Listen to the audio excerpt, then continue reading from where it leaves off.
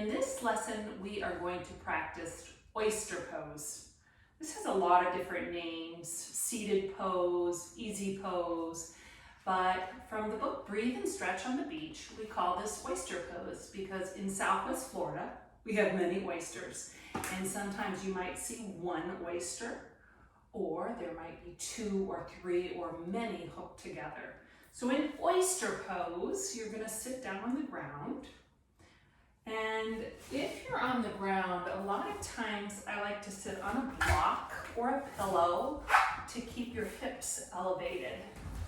So I'm going to sit on this block. This is just called simple oyster pose. And open your palms here.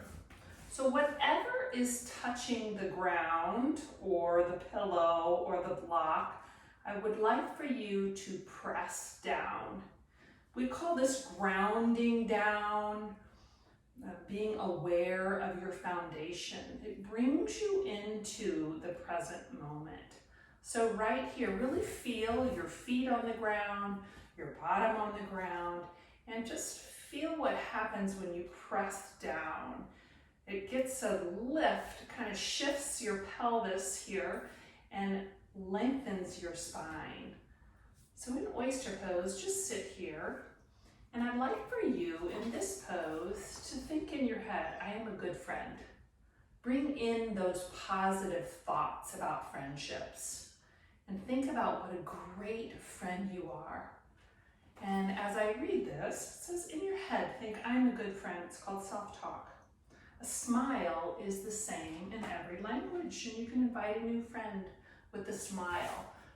So when I say oyster pose, you're going to have a seated pose either in a chair or anywhere that works for you in your classroom or at home. Just have that seated pose. And if I say friends eating oysters, you're going to go back to back with a friend.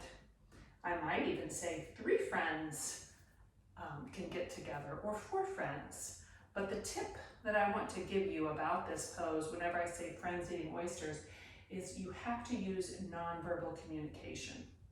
We want to remain quiet, maybe smile at a friend, and pick different people from your classroom that maybe you would like to get to know, or maybe somebody that needs a friend.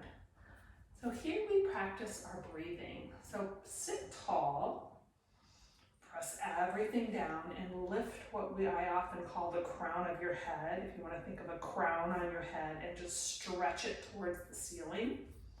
Pull your shoulders back and really open up your heart here. Let's take a couple of deep breaths here in oyster pose. You can open your palm if you like, because that allows you to pull your shoulders back. Breathe in deep here. Exhale slow. Great. One more time. Deep breath in. And breathe out slow.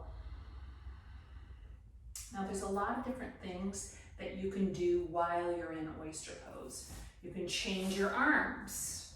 So you can bring your arms up over your head on the inhale and bring them down on the exhale. I like to call these sun arms. So breathe in, stretch your fingers high. Exhale slow. Good. You can bring your arms behind you, pull your shoulders back and lift here. Take a couple breaths here. You can bring one arm down and stretch the other arm over without popping the opposite hip up. So you want to press your opposite hip down as you stretch over. Add your breathing here. And then of course you have to do it on the other side. So drop your finger down and stretch without popping that hip up. So take a deep breath in.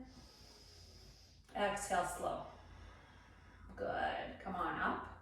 You can also goal post your arms. Breathe in and breathe out. You could, what else? Think what else you could do. You could walk your fingers out in front of you like little spiders. Stretch here. Maybe you could bring your arms behind you and stretch open. So use your imagination and just stretch while you're in oyster pose. As the book says, the main thing is that you're breathing in through your nose and you're stretching your body. Just really feel what's happening in your body. Yeah, twisting good in oyster pose too. So there's some ideas for you to do as you are practicing your breathing in oyster pose.